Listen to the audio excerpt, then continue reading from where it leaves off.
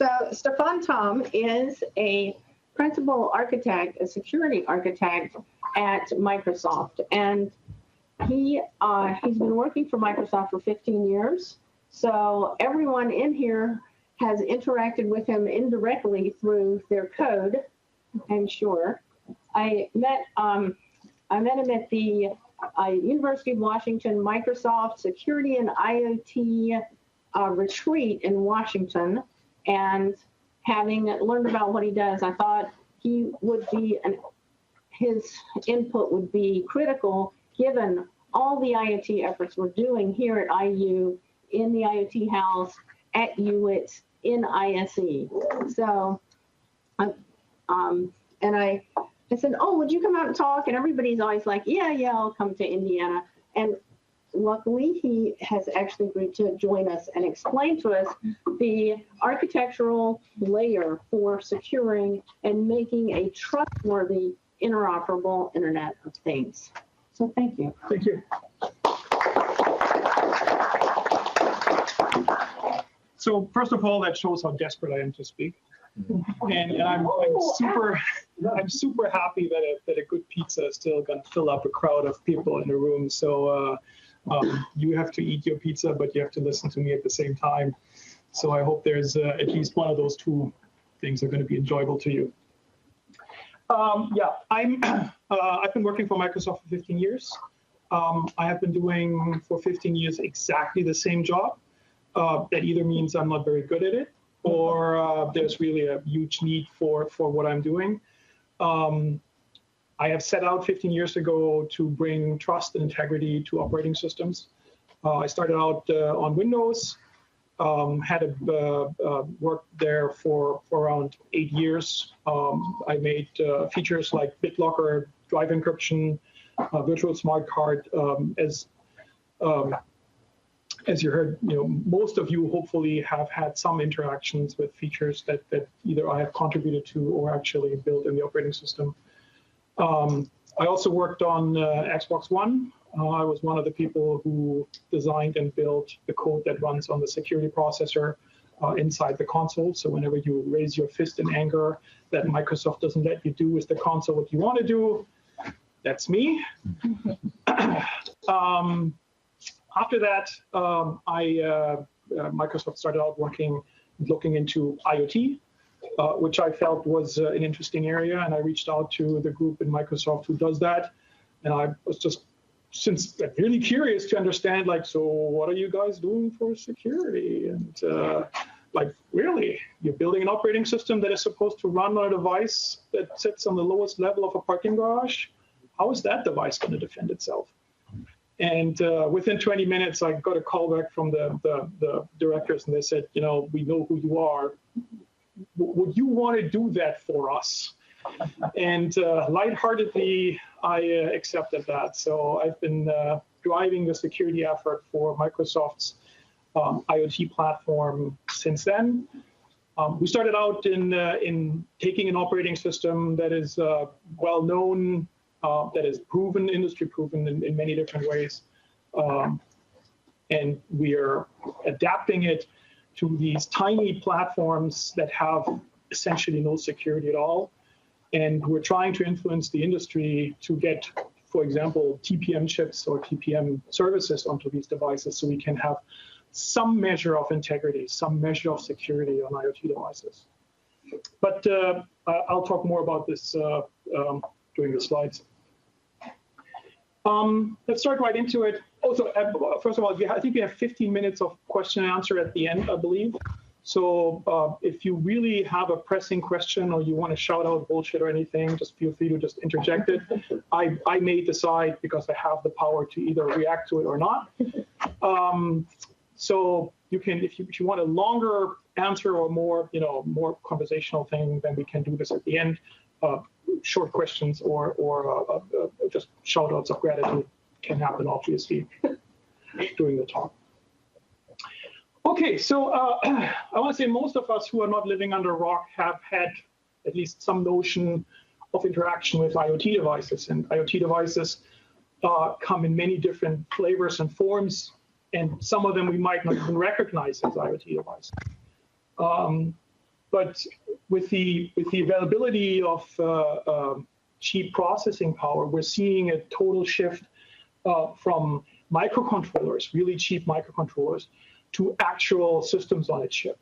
Right? So the problem for building IoT devices was always that you had to be a firmware engineer. Like, you really wrote all your lines of code because you only had 64K of flash available. Right? So the amount of libraries that you were consuming was very, very limited.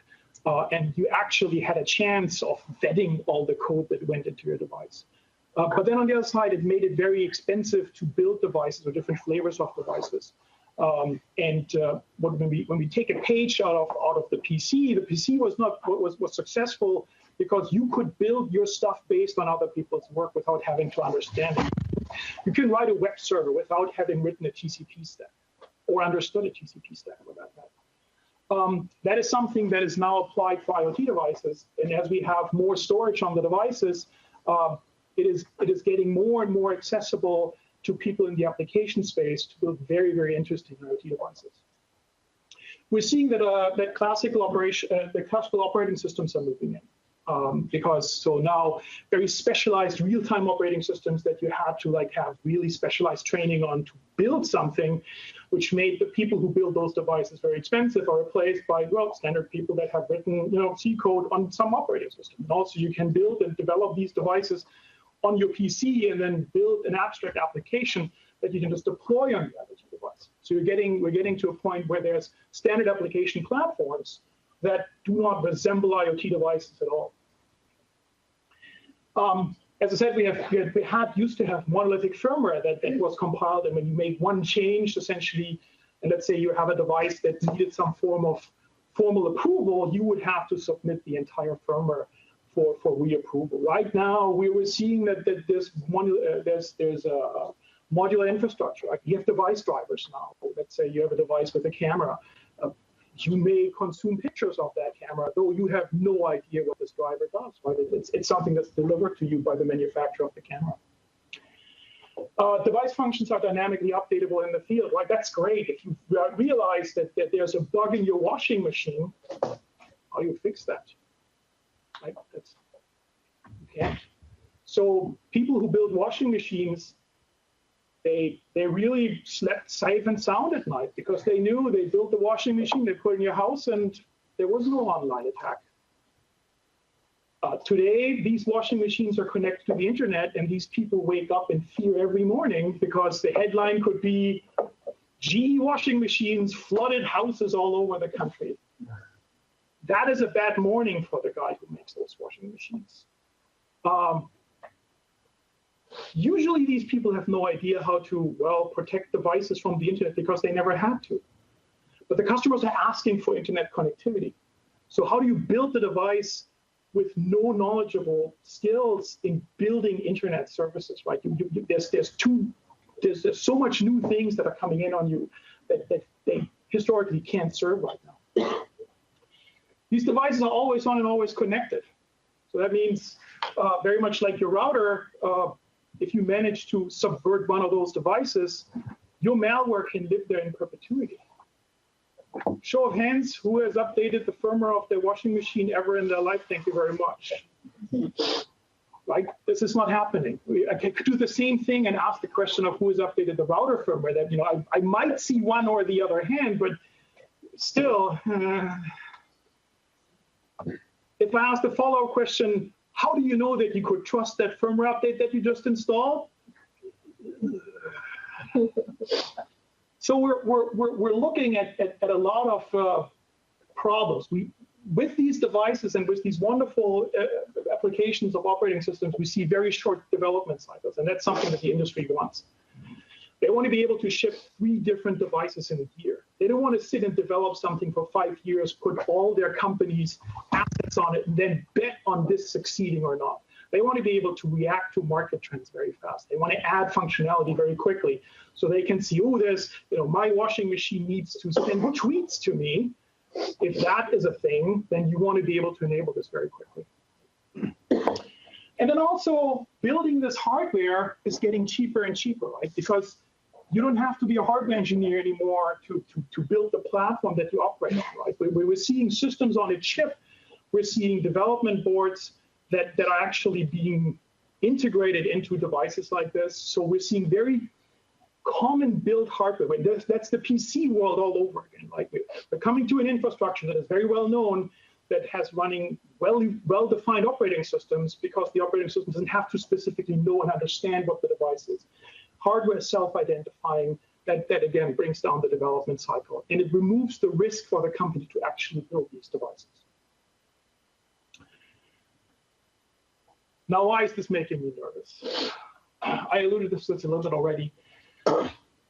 Devices are deployed and operated in hostile environments. An IoT device is not like a phone. It is most certainly not like a PC. When you put an IoT device, and let's say you put a sprinkler system to the outside of your house, well, the whole reason why you put an IoT system is this, because you don't want to ever touch it again. You want to forget about this device. You manage your sprinkler device from your phone. That doesn't mean that nobody's touching your device. It means you're not touching it. When somebody takes a screwdriver to this device and opens it up, he has access to all physical hardware. And you won't ever know, because you're never going there. That's a massive problem, right? Because that means I'm deploying devices that have access to sensitive information or do operational decisions in my house, and I don't monitor them. That means the device, and that's the important part, really needs to be able to defend itself. And I can't stress this enough. If you think your phone is locked down, that's a joke. We're talking about Xbox-level self-defense here. Because me putting some crocodile clamps on that thing, touching a debugger, reading information on the device, that may be enough to subvert that device. Classical OSs have massive attack surfaces, right? I mean, if you think of Windows, or you think of a Linux kernel, millions of lines of code going there. How do you know that, how much either sloppiness of developers have contributed, of a bad version of some package that they have in there?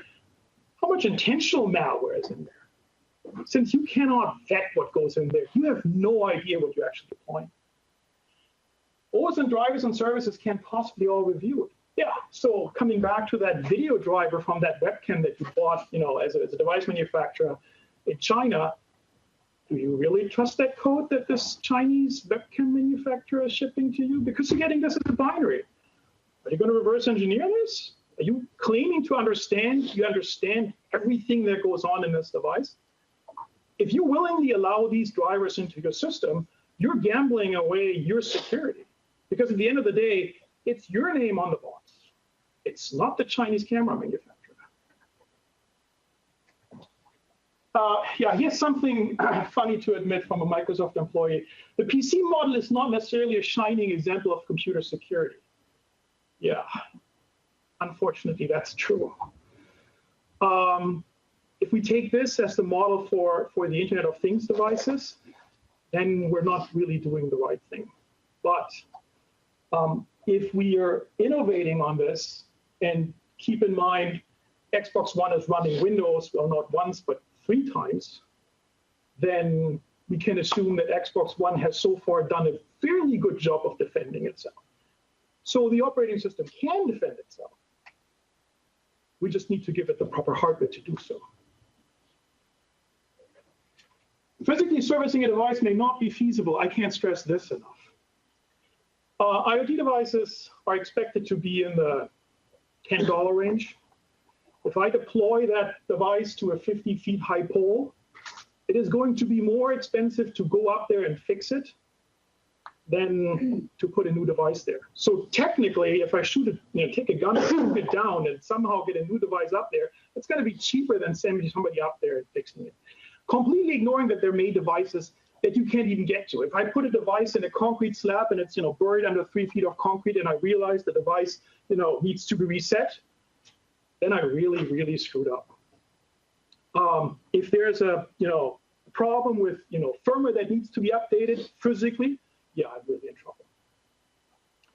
And then the last one, common hardware enables common attack tools. Everybody probably has heard about Xbox 360 or other gaming consoles. whenever we did this, there were people probing the hardware and finding hardware attacks to it and weaponizing these attacks. They're called mod chips. You buy them for $10, you clamp it on your device, and boom, some script kiddie just hacked an Xbox 360 and 3 games. We can expect the same thing for IoT devices, because as I said before, since the hardware is going to get more unified, if I build an attack module that I can clamp on a SOM, well, I just broke an entire class of devices.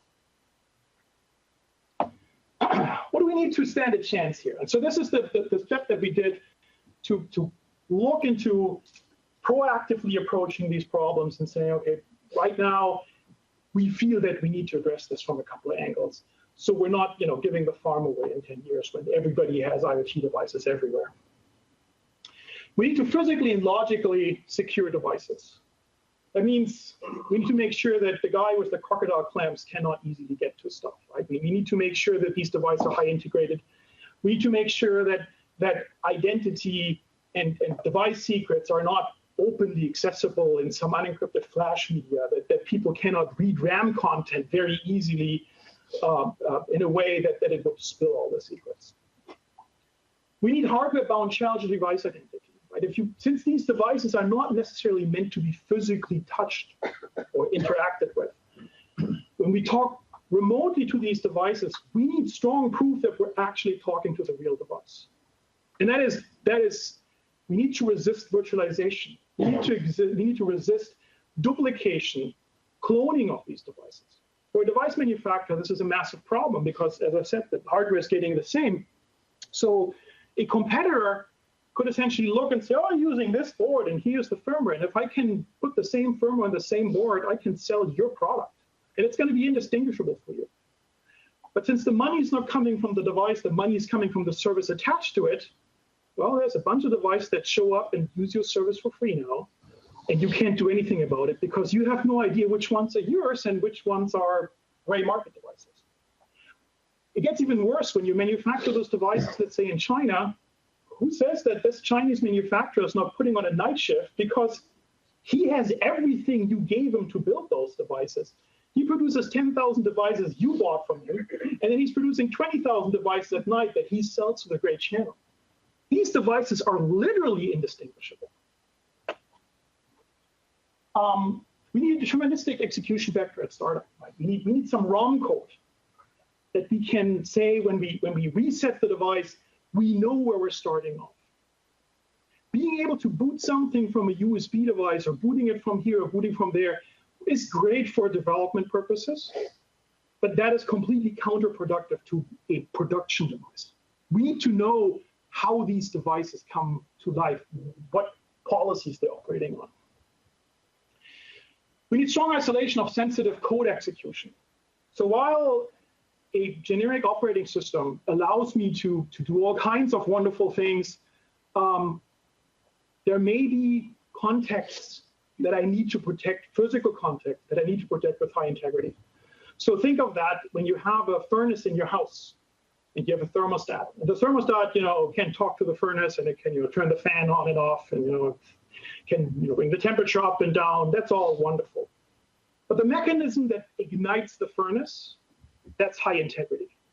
So that means there's a procedure that needs to be followed to light that furnace. And it is on the gas, wait 2 seconds, start the igniter, verify that it ignited, then burn. If it didn't ignite, turn the gas off, wait 30 seconds or 20 minutes, turn it back on, retry. If I take the igniter and the gas valve and attach it directly to, let's say, a general operating system, malware can come in and say, let's turn on the gas, wait 30 minutes, and then ignite. So we need to have an atomic operation that says, you cannot break this mold, right? We need to have this baseline policy that says, we're going to make sure that this igniter sequence is always going to get adhered that way. We need hardware lockable device configuration. That's something that we call sticky bits. When you boot an operating system and you start configuring the hardware, there are certain hardware configurations that over this configuration time, you want to lock in for the rest of the runtime of the device. But you still want to have it flexible that when you boot, let's say, service code, that you can initialize that software differently. So for example, coming back to the high integrity, low integrity IO signals, where you can say the boot code can determine that the igniter and the gas valve has to be operated by some high integrity part of the operating system. And everything else is low integrity. You can determine this dynamically, as long as that code is strongly enforced. That still allows you in your lab to load another piece of code in that special context that says, I want to debug how this igniter sequence works and determine that this is going to get settled with the low integrity. But the sticky bits make sure that once you cross that point, once the IO is allocated to one or the other, the only thing that resets that allocation is a reset of the entire platform. That, again, is a baseline policy where you're saying, once I'm past the configuration of this point, I don't ever have to worry about this again. There's a constant now that says, when I pass this point and it's configured properly, that's it. There's nothing malware can come in and try to wiggle their way back. It needs to have reset in order to change this application. And that is some kind of reassurance that we need in the devices today, where we can say, if I attach everything to the operating system, then the sky is the limit. Anybody can do anything. If I own the operating system and let's say there's an assessment, and the people ask you, okay, what's the worst that can happen? Well, the worst that can happen is really the worst that can happen. If you have baseline policy that's baked into the device, you can say, well, you can only run the igniter sequence the way the igniter sequence is done, right? You can ignite the oven. That's all you can do. And you can't get to redo it every 30 minutes. Okay, so that's something I can work with. And along with that, we need attestation capabilities. Again, since the device is remote and nobody's physically touching it, we need cloud services to be able to look into the device and say, hey, what state are you in? What code are you running? What policy are you operating on? And preferably, we would like to have the device not lie to us, because that's a real problem.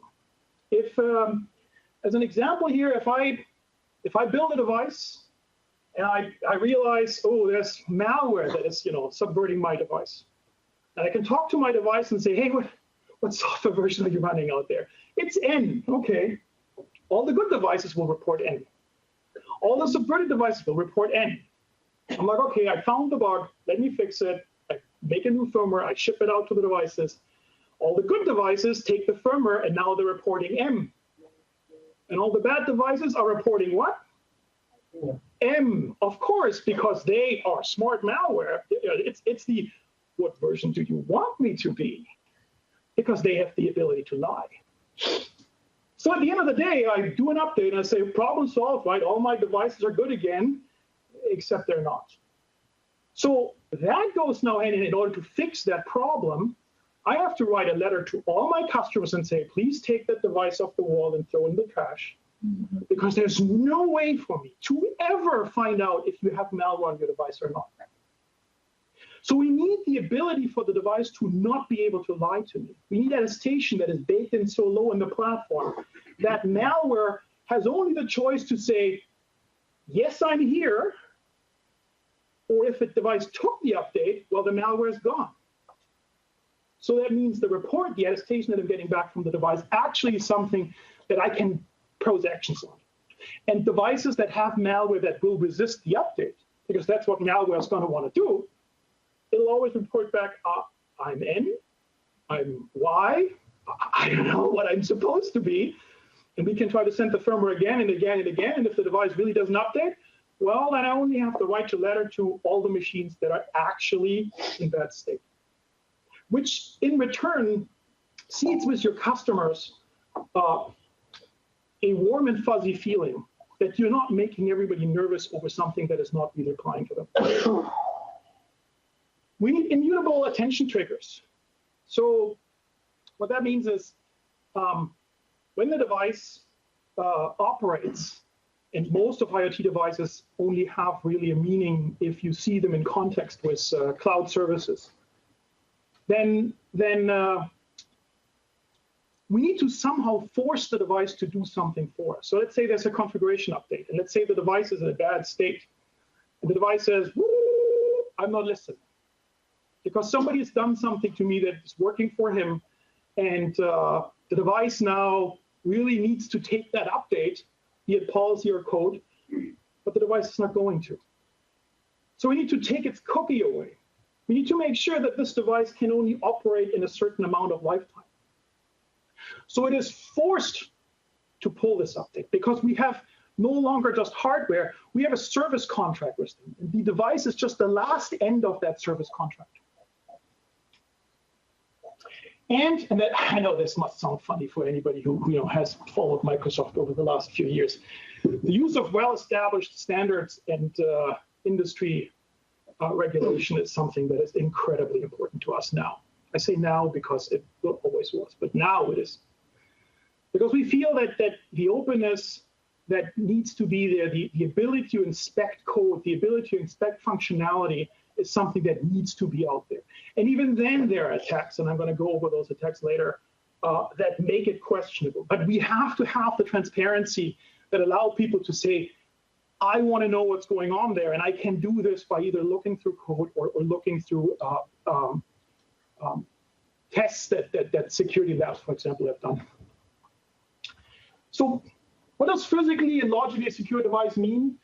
We have to, dear God, disable debug capabilities. Oh my friggin' God. In summer, I was in Germany, and I was talking to very, very big companies who do industrial equipment. And some of them were using SOCs that can't even turn off debugging. One of these companies was building security surveillance equipment. And that's as far as specific I can get to identify that company. And these people admitted to me that if you physically touch that device, you can read out the encryption key from it and decrypt the entire surveillance data that it creates. That is beyond reckless. But that's what they do. They pick that SOC at some point in time, and nothing has happened yet, at least as far as they know. We need to ROM as much as we can and as little as we have to. Because code that is written in ROM or flash that is, write protected cannot be changed by an attacker. Obviously, that goes completely counter the ability to update something. And not usually, this is like the sad thing, right? You have to always do this trade-off. Next thing is we have to do boot and application authorization. Every instance that's running on that, individual instance that is running on that platform needs to authenticate to the platform that it is authorized to run. That's a fancy word for saying code signatures. But we need to do this at a very, very integral level, especially in operating systems, where even the application has to authenticate itself. I want to be able to lay down a policy, a very flexible policy that can say, this entity and this entity can sign code for me. And again, it comes back to what's the worst that can happen.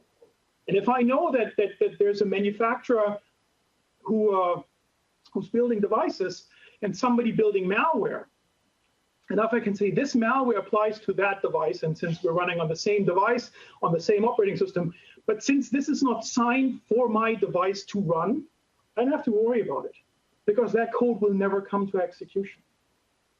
That is especially important for device drivers. So if you're saying my device is protected from foreign code because, well, you can't access my storage device, and this is a joke, right? Because all I have to do is somehow get access to your storage device. And the moment my code is in there, well, it's indistinguishable from everything else. We need data at rest protection and code at rest protection. That means if again, the device that is sitting on the lowest parking garage level, that people will start reading out your storage devices. They will look at the code. They will try to introduce code. But more importantly, they will look at your policy. They will look at keys that are stored there, your Wi-Fi password, all that stuff. There's a ton of secrets that are in these devices that they can take advantage of. This advantage will help them to either clone the device, virtualize the device, or manufacture attacks to it. And they have unlimited time to do so, right? Because how often are you going to go down there? We need on-chip RAM for high-integrity operations. So when you look at a modern computer system, you have the DIMMs that you know the processor stores everything on. When you take liquid nitrogen and spray that RAM chip, you have around 30 seconds to unplug it, bring it somewhere else, and plug it back in, and the content of those RAM cells will be preserved. We're talking about a $3.50 attack here. And the moment I power this RAM again and I go refresh it, I read every byte of it. All the keys, all the secrets that the kernel previously protected, but they're all in RAM. So all I need to do now is a cryptographic analysis of what is high entropy buffers in that RAM, and I see all the keys that are there. So making sure that I'm not making it too easy for someone to look into my RAM content. So in an ARM processor, for example, if you have trust zone running your trust zone context in DRAM is insane, because you're taking your high integrity context and running them in a low protected environment. That's why ARM processors usually have some form of DRAM, or sorry, some form of SRAM or on-chip RAM. And this on-chip RAM is meant to run the high integrity process because it's so difficult to get there. It's not impossible, it's just difficult. And with security, it has always been like this. You don't have to be the fastest camper on the campground when the bear comes. You just have to be faster than the slowest. Bring it up one notch. You're home free.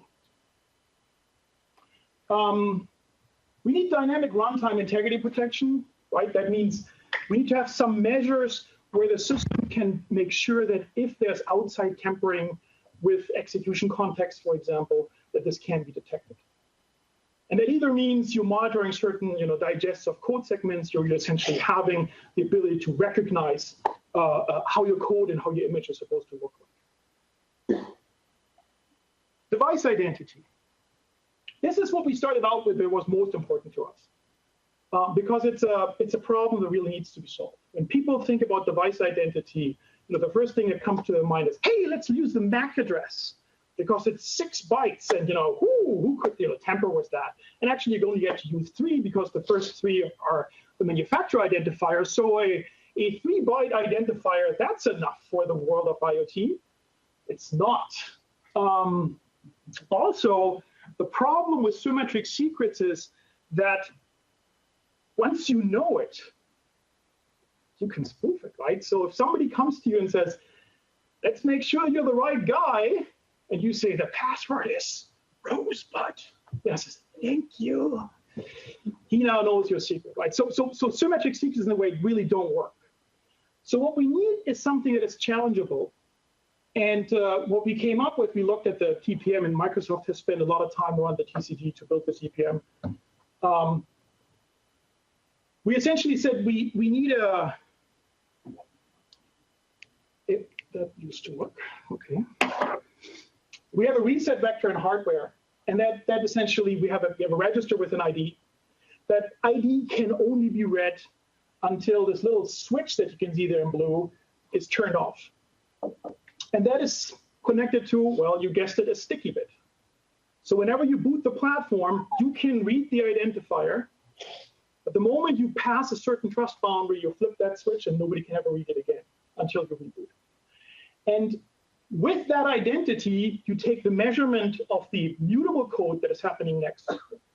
You bake that together into a new identity. So now you have a code-bound identity that says this code on this hardware generates this secret, and the immutable code in the middle is wrong code. You can't change with that. And then the wrong code is going to flip the switch and say, I have now derived an identity for that next code. It jumps over the fence, hands it the secret, and says, here, you go off what you do. If I put different mutable code there, I get a different key. And this is exactly how we're intending to address the whole update problem. So if this mutable code is version n, then it will get key n. If that code is M, it'll get key M. If it is N, there's no way for that code to look back to the hardware ID and say, I want to look like M on this platform, but it can't because the code, the identity that is in hardware is unreadable. So now that forces the platform to actually not being able to lie. Trusted execution is something that we also identified as incredibly important. We need to partition the system from low integrity and high integrity. We need to make sure that things that are really important to us are happening in high integrity. And everything else, like network stacks and update and all that stuff, that can happen in low integrity. So obvious ones here are, for example, ARM Trust Zone, Intel SGX, all kinds of virtualization technologies with hypervisors, secure elements that are using Java execution contexts. But then there's non-obvious ones. TPM 2.0, for example, has a very interesting policy infrastructure. And you can express a ton of interesting capabilities with authorizations on keys. And the key is your hostage. So if you're essentially building something, and we've investigated a lot of those, you want to give us a key to a system, and you say, you system get to use this key 3 times. And after that, it's dead. How do you do this in software? You can't, because you can't trust the kernel. But I can formulate that in a TPM policy. You can say, 2 things that the code measurements have to be in place, and then you get to get that key. That's essentially the key mechanism that we use for BitLocker, right? We're going to make sure that the boot environment is all the same, the policy that goes into boot is the same, and if that is still all good, then you get access to the main operating system. Smart cards are withholding key context, and again, I can do very similar things there. And then the last one is in our opinion, the most interesting one. It's called temporal isolation. I'm going to talk a little bit about that because that is something that we feel is really, really important. Let me step back a tiny little bit. The problem why people have a fundamental problem of understanding certain exploits in code is that software and processors do not adhere to the same linearity of time that we do. Shocker. Let's talk about time for a moment. What is time? Time is a sequence of events that happen. And we humans, at least me, we're bound to a linear progression of that time. That means when something has happened, we can't go back and do it again. Now think about a processor. Can a processor travel time? And what constitutes time in a processor? Time in the life of a processor constitutes the execution of commands. I can set the friggin' instruction pointer to anywhere I want, which means if I set the instruction pointer back 10 instructions, guess what? That processor just traveled in time. It went back. It gets the chance to do something all over again. And if I do it right, it takes the information of the future with it. So it can now say, last time I traveled through here, I took that branch. Now I'm essentially jumping through a branch to code that changes essentially where I want to go, but takes the information with it, and then I can relive this and behave differently. I can take information that I had in the future, take it back to the past, and recalculate something. So when we're going back to the example of the identity derivation, if I allow code to jump back into the past, where it calculates the digest for code M, it can now say, I know that M is supposed to be this. I'm jumping back. I'm handing myself the digest of the code I want to be. I'm running through the identity derivation again, and voila. Even though I'm running code N, I'm getting the identity for code M. Therefore, I get the opportunity to lie. So we looked really hard at this and we said, that's really a problem because we need to make sure that we can bind processors and code execution to the same linearity of time. And since we cannot change how processors execute code, what we do get to change is what data it can take with it. And that means if we can make sure that the hardware identity that is needed for this derivation is withheld, then I can travel back in time, but I'm still missing essential information that is protected by that sticky bit, right? If I can travel back in time where my network interface is configured again, still can't do it because the sticky bit was this, and that's hardware. So the processor does not have the ability to overwrite this hardware. You talked about sticky bits. So sticky bits are just flip-flops that protect the writability of registers. It's super simple. To all the chip manufacturers that we talked to, they, in an instant, understood what we're trying to do. And they gave us this, where the hell were you 5 years ago? Putting a flip-flop in front of these registers would have cost them nothing. Not having thought of it really opens this processor up to a ton of attacks. We're seeing now that new SOCs and new devices are built with these sticky bits because it's so incredibly convenient to just lock a context. We have talked to MCU manufacturers that had hardware crypto accelerators, just to give you an impression. Hardware crypto accelerators, AES. They have a register that you can put your key in. That key is readable. And we said, what the hell is wrong with you guys? Seriously. Who in their right mind would write a key into a crypto processor and then want to read it back? Other than malware, obviously. Right? So these are companies that are like, oh, we're building a very standard crypto accelerator, and every register is writable and readable because this is what we do. Recognize the speciality of certain data. Right? Being able to lock a key and making sure that this key should never be read back. It's just, think about what you're doing. That's the difference between people that build hardware, generic hardware, and people that want to apply it to certain software projects. These functions are reset at reboot, which means every time the platform resets, everything is open again, and then you can succeedingly lock your device down again. So that means in our temporal isolation model, the moment I set the reset vector, my system is at the highest integrity level. I have all the power, so all my sticky bits are not set. I can do anything I want, but I'm executing out of ROM code, which means there's no text. There may be flaws in that ROM code, different story, but at least I cannot run any arbitrary code off the bat if there's no bug in it. And now this ROM code can start locking things down. And it can do signature verification, and it can pass over to mutable code, and that mutable code continues that cycle.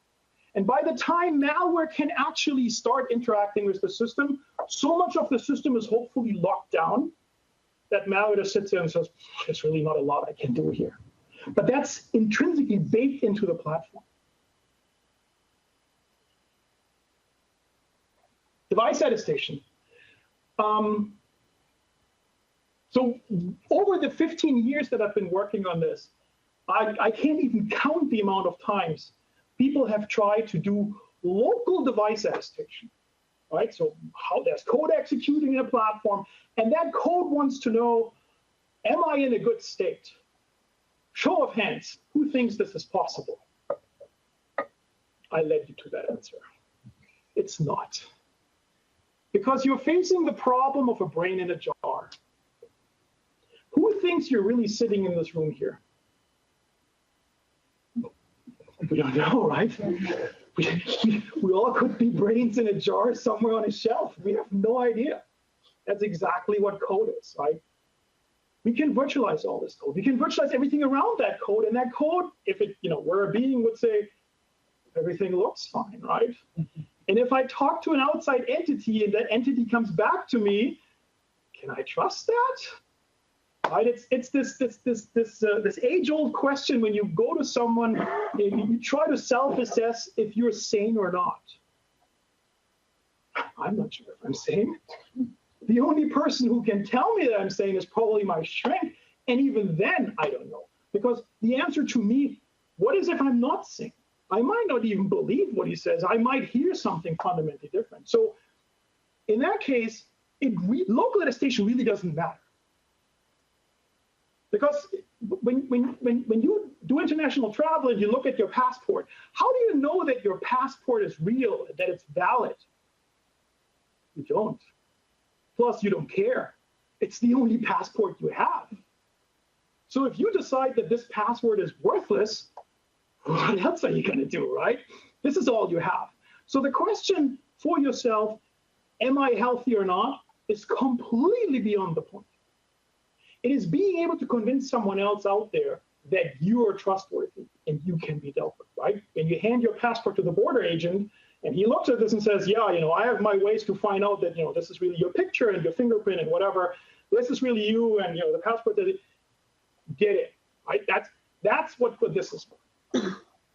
Also, with strong identity, there's no attestation. If somebody sends you a report of, I'm version N, okay, who are you again? Oh, you're hanging off of that IP address. Well, that's not spoofable. Or, that's your MAC address. Ooh, I still don't know who you are. We have identified two different attestation methods, which is online and offline. Offline attestation essentially is something where you sign statements with keys that you have access to if you're in a reasonable state. And these statements transcend the lifetime of that operation. Right? I can put this into a database, and at any point in time, somebody can parse that database and look at this data in a vacuum, and you can say, at that point when this thing was signed, that device was healthy. Don't mistake it and then talk to that device, because you have no idea how often that device was rebooted in the meantime. That statement only says, at that time when I signed this, I was good. And 10 nanoseconds later, who knows? So offline attestation has a very limited value in terms of determining the real state of the current system. Online attestation is different. Online attestation essentially is a conversational model where somebody talks to the device in a concept where keys are exchanged that are only accessible as long as the device remains in the same state. So when I reboot the platform, these keys are lost. If the platform comes back, I notice that the session was broken down, which means I have to do online attestation again. The problem with online attestation is it needs a conversation. It's a server. It's a client-server protocol, essentially. Device health evaluation services are crucial, but also a central point of attack. So when you interact with the device says, I'm this firmware, and I have this policy and that policy, and I have this device attached and that device attached. And me as a person get that information, I'm like, that's not what I wanted to know. I wanted to know, can I trust you? And the device says, I don't know what trust is. So I need an intermediary that takes all this information, that understands that device and says, well, that's the driver that should be there, and that's a policy I issued, and this is that, and this is that, and this is that. At the end of the day, it comes back and says, either a thumbs down or a thumbs up, says, yeah, we think you should be able to talk to this device, or, we'll give you a more, you can trust it to that level, or, we need an abstract form of what health really is.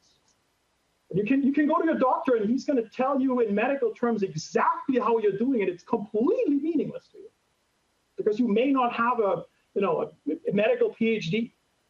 But you're expecting an answer from a doctor that says, yeah, you can go mountain climbing because, your heart is not going to give out right away, hopefully, at least not that I can see, right? You want a report. You want somebody else step in and say, I looked at your data and I'm making it accessible to anybody else. So you have something that you can work with, most certainly something that a third party can recognize. But now we've created a central place again that an attacker would focus on.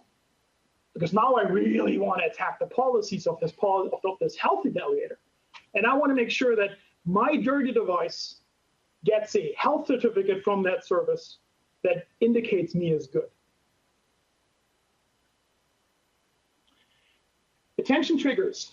So this is something that allows a remote entity to force a device to do something, even though it might not want to do it.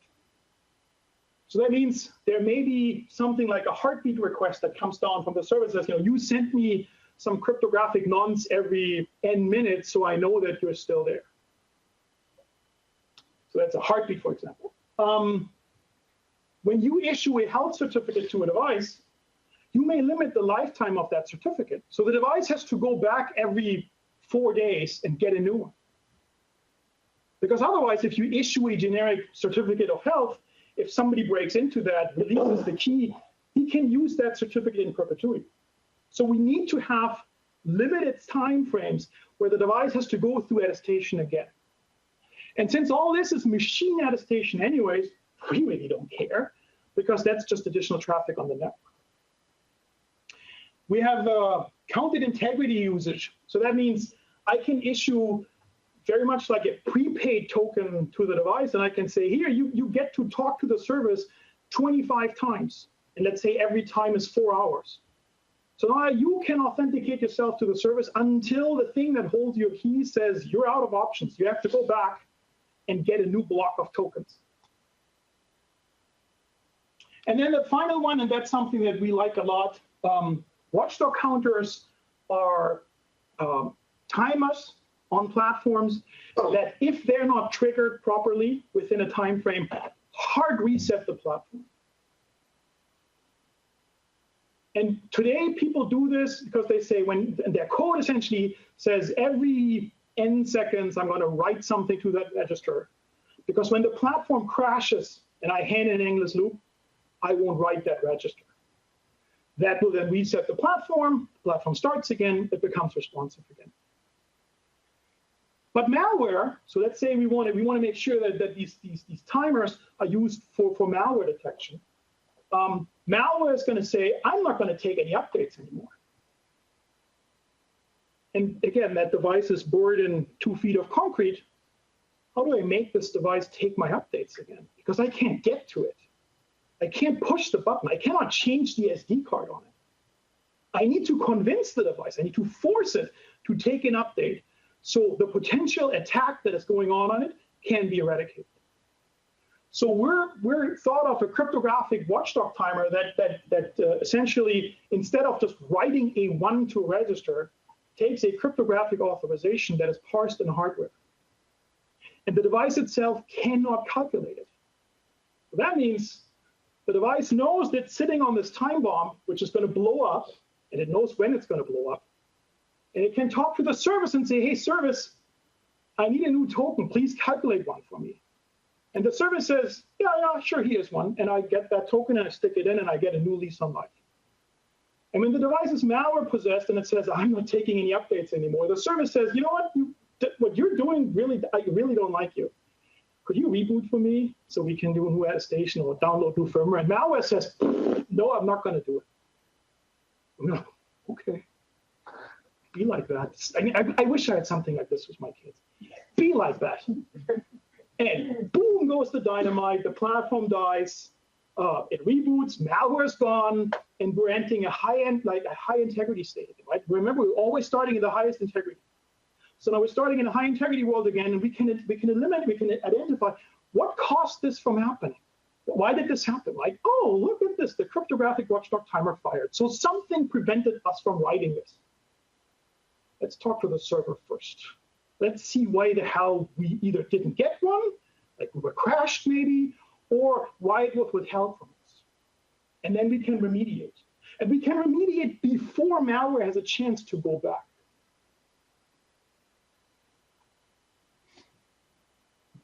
But it doesn't end with secure design. Hardware or software attacks and device components is something that we have seen already applied. Right, so there's either sloppy design because the data debugging can't be disabled in the processor. There's going to be flaws and bugs in code or from libraries that we're consuming. That is a massive problem. We're even seeing tool chain attacks. Right, so if I take now all my code that goes into my device, I vet every line of that code, I feed it through my C compiler and linker, and there's a binary popping out on the other side. Who says that what is in that binary actually has any relation to that code that I fed it? Because if somebody sneaks me a C compiler that adds a couple of routines to it that I didn't want to have there and I didn't know about, well, then I bake the backdoor in with the C compiler I'm using. So the tool chain that I'm using to build the device is becoming high integrity for me. I cannot just grab some random C compiler off the internet and hope that it does what it's supposed to do, because we have no idea what else it does. We're looking at supply chain attacks for component and completed devices, right? The UPS guy who brings this router to the facility, who says he has not opened this device. And in fact, if you go on the internet and search for it, it has been done. Malware has been installed while devices are shipped. Okay, that's a problem. We need to address this. Resellers are enhancing the value of devices by installing additional software. Has that software been vetted as much as what the manufacturer does? They can undermine everything that has been done on that device.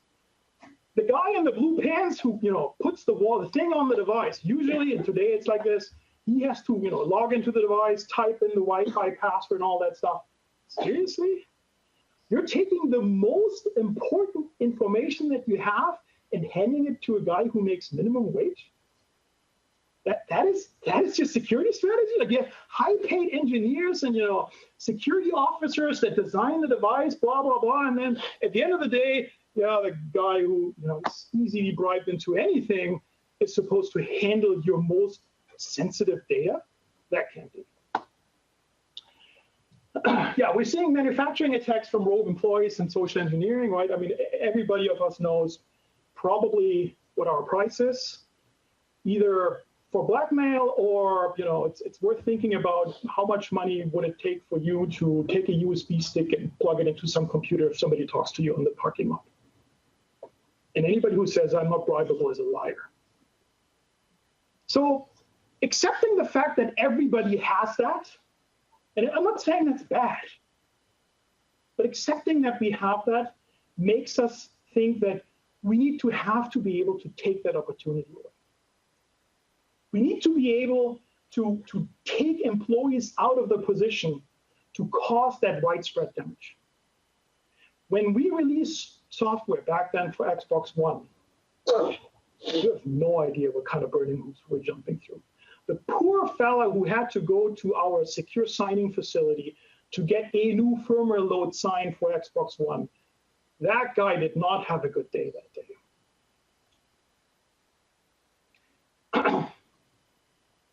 I talked about weaponized hardware attacks, mod chips, right? So this is essentially taking a ton of skill to take a device, probe it with your scopes and logic analyzer, find the bus mappings and, read this and that, and then you poke here and there and you do something here and do something there. That's an incredibly expensive attack. But if I only have to do it once, and I can take that procedure, burn it into a processor, and then clamp that process on the device, every janitor can do it. So I weaponized something. And again, we're coming back to this point where your lowest paid employee is going to get approached on the parking lot, and you ask yourself how much it will cost for him to go and plug something in somewhere. We're looking at operational physical attacks, which means tampering on a deployed device, and of course the usual remote attacks where people try to hack a device across the network. Now here's my favorite, and that has gotten a lot more attention over the last few weeks. Now we have to worry about state actors as well. If I'm a German company and I deploy a Microsoft product, and a government three-letter agency approaches Microsoft and says, we want you to deploy this piece of code to that German company, what is Microsoft going to do? We're an American entity. There's nothing we can do. If there's an order from a judge for us to do something, we have to comply. In return, how can a foreign company ever buy anything that is not completely domestically produced? Because an American customer, if I would come and say, spy on an American customer, every 4 years you get to vote for that government, and arguably that's your chance of changing this. But the German company doesn't do that. So that means if we're going down this route, then every IoT solution becomes an exclusive domestic solution. That doesn't scale. So we need to make sure that when government, and rightful or not, that's not for me to decide. But when government does something like that, Microsoft needs to make sure that we cannot be facilitated. And that means we're building trusted execution infrastructure for which we don't even have access to. Because the most important part is we don't trust ourselves. And we want to go to our customers and say, once you deploy the system, once you deploy the keys, once you secure everything, we're out of the picture. There's nothing we can do. You sign all the software updates into service. And if you don't take our updates, you don't take our updates. That's fine. There's nothing we can do about it. TCPS, which is the project that I'm working on, is an attempt to answer a number of these questions. First of all, we don't consider ourselves trusted, right? This is the key part. When you talk to any IoT device vendor or any vendor of any piece of software, of course they trust themselves, right? I mean, why wouldn't I, I as Microsoft and a Microsoft device, why wouldn't I take a Microsoft update? Well, for the reason that you don't know where this thing is originating from. This could be the disgruntled employee. You have no idea where you're going there. And the customer, it may not be in the best interest of the customer to take that update. We need to include plausible deniability in the design. Right? We need to be able that customers can look at this and say, yes, once I turn this key, you are out of the picture. That breeds trust. Together with inspecting source code and having security companies vet the code and say, we like this, there's no backdoor here in that version of the thing, that allows them to say, we can take advantage of that. We need to empower the owner and operator to do its own rights management. Authorizing updates, for example, authorizing policies. We need to do trusted execution in the cloud as well, because the cloud at some point is physical. And that means the system administrator who stands next to the server that hosts your data, if he rips the RAM out of that machine, he has as much access to it as anybody else. So that means we need to have trusted execution in the cloud as well. We need industry standards on published code, and that's something that we're banking on very hard now. And we need hard-coded baseline policies, right? Remember the furnace thing, where it can say, I want to know but what's the worst case that I have to expect? And then finally, we want to build logging infrastructure that is part of authorization. That means if the rogue employee goes and authorizes something bad, before that valve opens, it has been logged already. So after it opening, he takes the sledgehammer to the device to remove any evidence that he has done that. Ship's long sailed, right? Because the data is already logged somewhere else. That puts Microsoft in a position where we're not part of the problem. We're going to be people that show up in that court of law with evidence that can help find out what happened. And in the long run, and this is what all this is about, if that wasn't clear, then I'm pointing it out here. It's all about money. If we're building a system like this that has the integrity and has the logging capability, then we hope that an insurance company is going to say, you're not going to deploy this industry system without this technology. Because we know stuff is going to go wrong. It's not if, it's going to be when. And when this is going to go wrong, we want to have the evidence that we're not ending in this crazy lawsuit where we have no idea what really happened. If this technology and the data is there, the authorizations are there, we can audit this and we can say we know exactly what happened. And that puts Microsoft from the spot of being part of the problem into being part of the solution. Questions?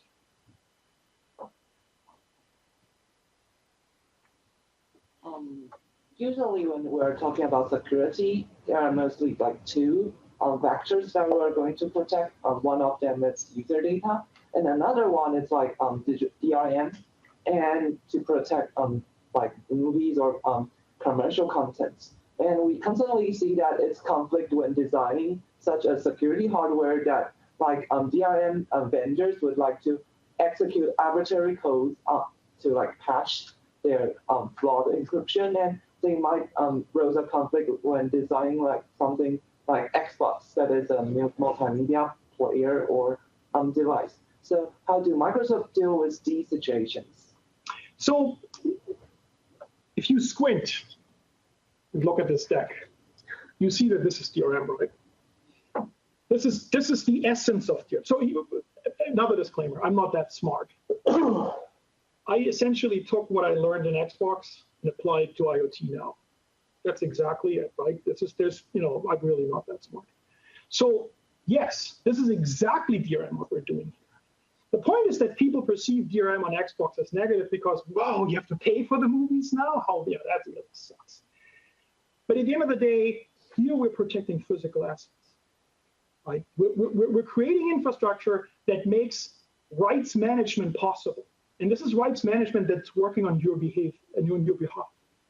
But it also means that you, as the owner of the device, you cannot be trusted to set that policy. Because how is anybody else going to trust that device, right? If you want to use this as evidence in a court of law, obviously you cannot arbitrarily change that data. So we're looking at a system here that is more a notary than anything else. Something that is a trusted entity that is beyond your reach. I hope this answered the question that I don't want to answer at all. Yes? With the revelation of Roca and the vulnerability in the Infineon-based TPM modules, how is Microsoft able to handle all the existing systems that are out there and still provide a level of trust when we know that those TPMs are not trustable? Next question.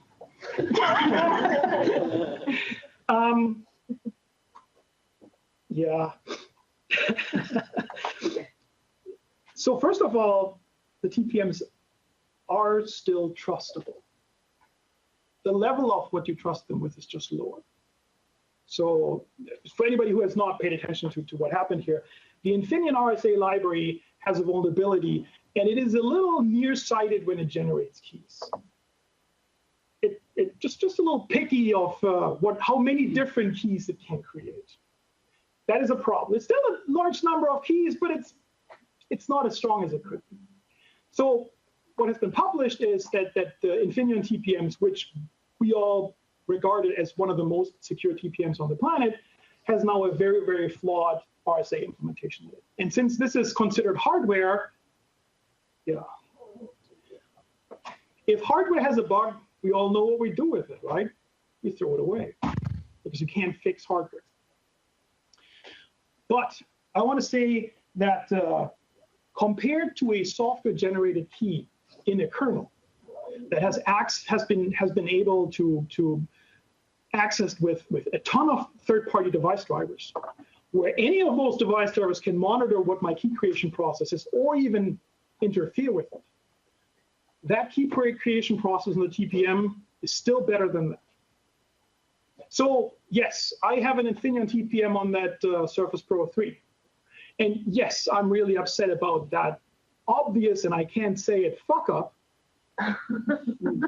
But am I going to throw this notebook away? Sure, if I really care enough, I would.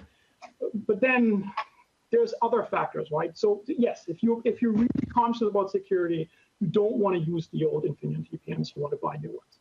Is this never ever going to happen again? Have we argued in the TCG over the last 10 years that firmware of TPMs has to be updatable? Have they listened to us? So this is, this parental moment where you really want to say, I told you so, but it's not going to do it. At the end of the day, it has secured a ton of stuff, and it's continuing to secure stuff. And if that means we need to replace hardware because it doesn't hold up to security again, yes, it's going to be a hardware replacement. Has the TPM community learned something from it? Oh, you betcha. They're all talking about firmware update in the field now. So yes, that may have been the wake-up call that we've been waiting for.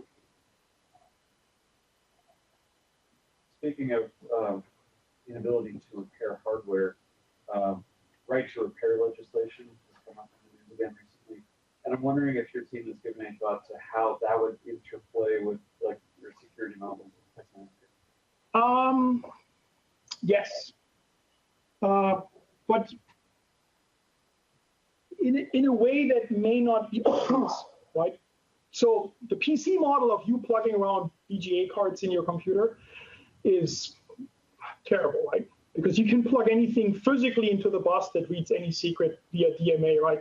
This is like icing your DMA, your DRAM strips and pulling them out just as a mod chip attack. This really means that if you repair your device, you have to make sure that the communication that is done with it and the identity of the subcomponent, and I'm now talking about identity on a lower piece, has to be authenticated with the main device. So when you're looking at our TCPS model, whatever component you add there, let's say you plug it into the USB port, it brings its own new identity. And the main system has to be able to vet it and say, I'm going to the manufacturer and see if this version of this device is trustworthy and there are going to be key exchanges. So yes, in a short answer, we're looking into this, but it's much more complicated because now you're entering to be the role of a system integrator. You're not a repair person, you're a system integrator now. And that means you're bearing part of the trust relationship.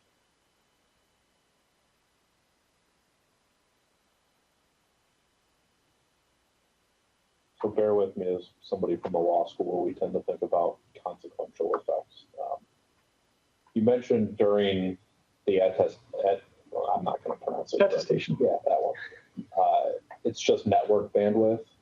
We don't care about it.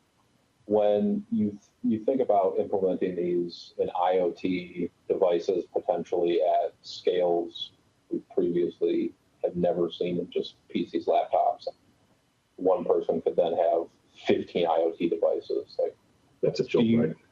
It's going to be way more than that. Yes. But to your point, like, in implementing this, are you partnering with like network service providers to potentially compensate for increased network usage that could scale dramatically when we see so many of these devices constantly trying to talk across the network? Is that? Can I give you an analog? Sure. Does your car have an air conditioner? Yeah. Does the car company conspire with gas companies because operating your air conditioner is consuming additional gas in your car? No, you like it cold when the sun is radiating down on your car, right? So you want that level of, I'm implying here, you want that level of security, right? Because you do not want people to hack arbitrarily in it. That's the price to play. What we can do is do trade-offs how often or how chatty this is happening. So we're not going to arbitrarily send as much data as we can, absolutely not. So we're going to have an eye on that. But at the end of the day, if security is part of this and we want to control it, then that's the price that needs to be paid for it. No, and I agree with you. I just think like, making sure the network is prepared for it. It's kind of like the electrical grid is. Like it needs to be able to handle max capacity. I think that the common understanding is once we reach 5G, none of this matters anymore. And 5G is supposed to be here in what, like 3 years, 4 years? Yeah. We're looking at gigabit Wi-Fi now, where the amount of data that we're talking for attestation is a couple of 100K. I wouldn't be too worried about that. Even if you consider the multitude of all the devices that we're talking about. The cat pictures are much bigger. Yes. Okay. Thank you very much for coming. I had a good time.